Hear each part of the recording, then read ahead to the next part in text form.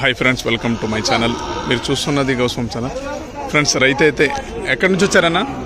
ఎక్కడి నుంచి వచ్చారు? ముత్తల్. ఎంతకు తీసుకున్నారు? 70.